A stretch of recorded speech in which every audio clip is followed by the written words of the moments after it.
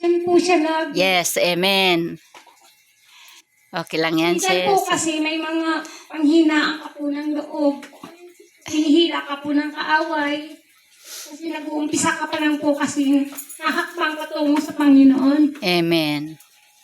Pero na-realize ko po, marami na po akong Friday na gustong pumunta dito pero may mga hadlang po eh. Nung time po na umuwi ako ng Samar, hindi ko po in-expect na nakatabi ko po doon yung baptist po siya.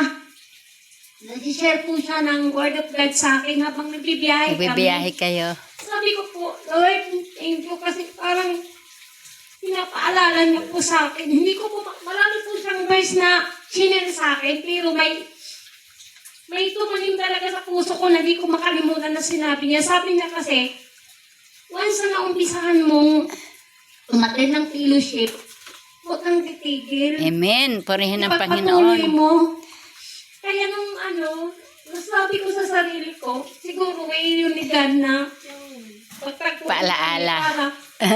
Ano yung puso ko pa na babalik Amen. dito. Amen. Kasi, gusto ko na kasi, parang, sa totoo lang, nag-ano na talaga ako na parang ayaw ko na sana.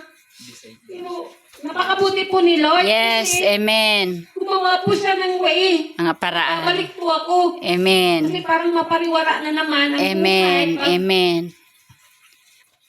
Purihin ang Panginoon.